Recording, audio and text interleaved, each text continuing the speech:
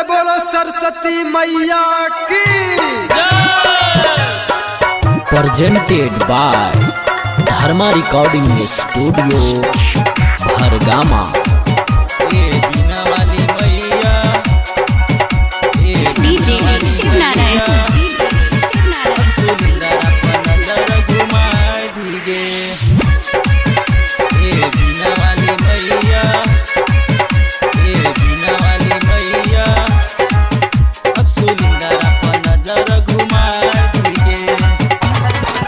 तोहर महिमा महान जाने दुनिया जहान, जाने दुनिया जहान। तोहर महिमा महान जाने दुनिया जहान, तोहर महिमा महान जाने दुनिया जहान, तोहर महिमा महान जाने दुनिया जहान। अपना बेटा के आस पुराए दही गे ए बीना वाली मैया, ए बीना वाली मैया।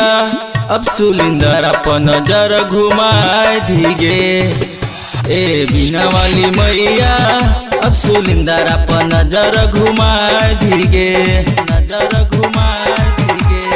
डीजे शिव नारायण अखन अपने सब सुन रहल छी सुलिंदर सावरिया को।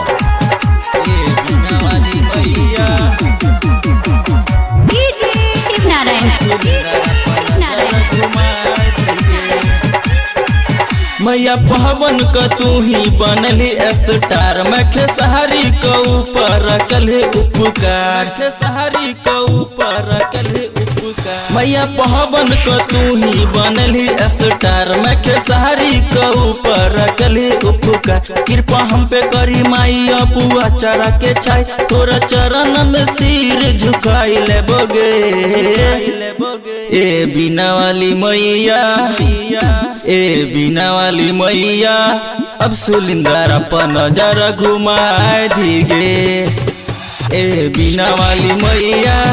अब सुलिंदर अपन नजर घुमाए धीगे, घुमाए धीगे ए बीना वाली मैया, ए बीना वाली मैया। अब सुलिंदर अपन नजर घुमाए शिव नारायण ए बीना वाली मैया। अब सुलिंदर अपन नजर घुमाए धीगे।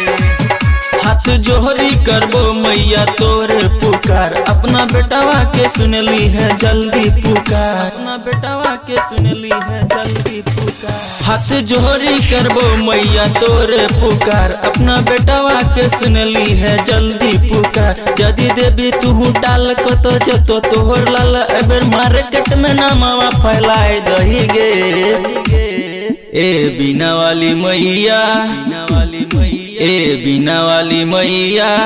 अब सुलिंदर अपन नजर घुमाए धीगे ए बीना वाली मैया।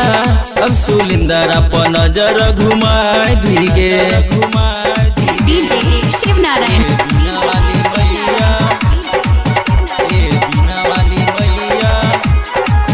अब सुलिंदर अपन नजर घुमाए धीगे ए बीना वाली शिव नारायण